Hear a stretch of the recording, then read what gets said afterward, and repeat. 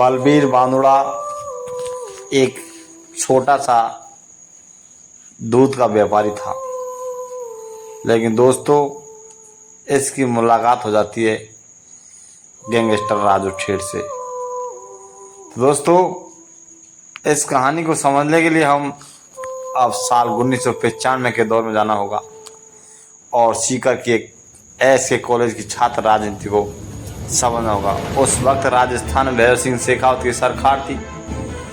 इसके कॉलेज में एबीवीपी मजबूत हो रही थी। यहीं पर विद्यार्थी परिषद के कार्यकर्ता गोपाल फोगाट से राजू ठेठ की मुलाकात हो जाती है। गोपाल शराब का कारोबार करता था। इसी बीच मुलाकात बलबीर बांदुड़ा से हो जाती है। बलबीर बांदुड़ा दूध का कारोबार करता था, लेकिन इनसे मुलाकात के बाद उसने भी शराब में अपना हाथ आजमाना शुरू कर दिया।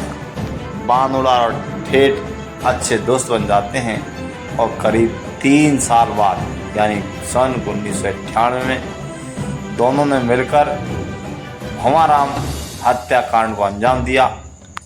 इन लोगों ने साल 1998 से लेकर 2004 तक शेखावाटी इलाके में अपना दबदबा कायम किया। ये ऐसा वक्त था जब कोई शराब का कारोबार करता था तो उसे राजू ठेठ और बलबीर बांदुड़ा से जी हजूरी करनी पड़ती थी। दोस्तों फिर साल 2004 आ जाता है और उस वक्त राजस्थान में वसुंधरा राजे की सरकार थी।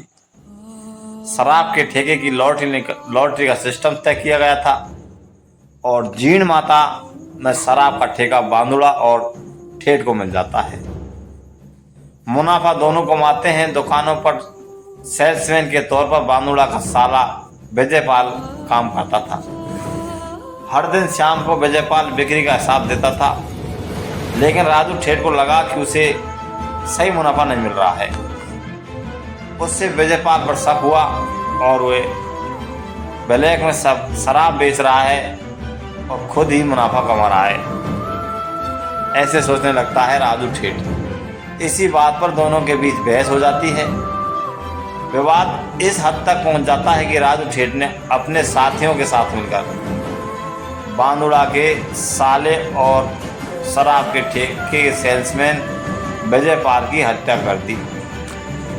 साले की हत्या होने से बलबीर भी राजू ठेठ का दुश्मन बन जाता है, लेकिन समस्या ये थी कि राजू ठेठ को गोपाल फोगाट जैसे बड़े अपराधी का आशीर्वाद था। ऐसे में बलबीर बांदुड़ा ने भी खुद को मजबूत करने के लिए नागौर के गैंगस्टर आनंदपाल से हाथ मिला लिया। लेकिन उस वक्त आनंदपाल आर्थिक रूप से उतना मजबूत नहीं था, इसलिए राजू ठेठ से मुलाकात करने के लिए बलबीर और आनंदपाल ने शराब के साथ साथ माइनिंग का धंधा भी शुरू कर दिया। दोनों गैंगों के बीच कई बार छोटे मोटे गैंगवार हुए। राजू ठेठ शेखावट के साथ साथ हरियाणा तक शराब कारोबार करता था। इधर जून 2006 में राजू ठेठ को कमजोर करने के लिए पहले उसके आका गोपाल फोगाट की हत्या कर दी। अब बारी थी राजू ठेठ की।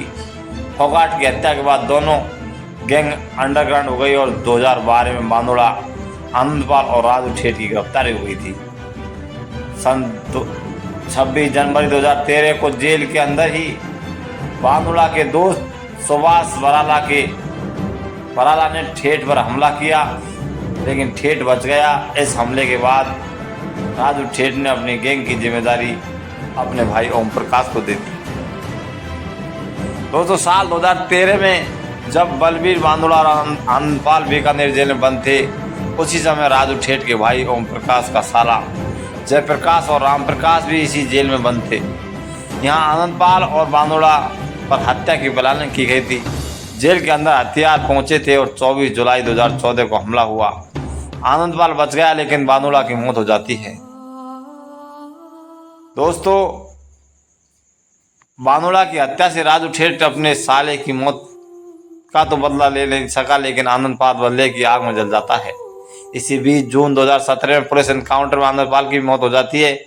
वैसे पुलिस एनकाउंटर था, लेकिन आनंदपाल गैंग के लोग इसमें राजू ठेठ का हाथ भी मानते हैं अब राजू ठेठ की मौत के बाद लॉरेंस बिश्नोई गैंग कि रोहित गोदारा ने ये कहा है कि उसने आनंदपाल सिंह और बीकानेर जेल में हुई बलबीर बांदेराड़ा की हत्या का बदला लिया है। तो दोस्तों, ये थी बलबीर बांदेराड़ा की कहानी, जिसमें एक छोटे से दूध के व्यापार से कितनी बड़ी क्राइम की दुनिया में अपना नाम कमाने के लिए उसने शराब के ठेके, माइनरी ऐसे और बड़े बड़े अपराधियों से हाथ मिलाना पड़ा और वो एक क्राइम की दुनिया के बड़े बादशाह बन गए थे। तो दोस्तों, आगे भी हम आपको ऐसी ही कहानी लेकर आते रहेंगे। जब तक बने रहिए हमारे चैनल पर। हमारे channel all India fact channel, और अगर नए हो तो प्लीज़ हमारे चैनल को शेयर करें, सब्सक्राइब करें और बेल आइकन दबाएं। दोस्तों, आगे भी हम आपको ऐसी क्राइम तक की वीडियो लाते रहेंगे। देखते रहिए हमारा ऑल इंडिया फैक्ट। जब तक के लिए नमस्कार।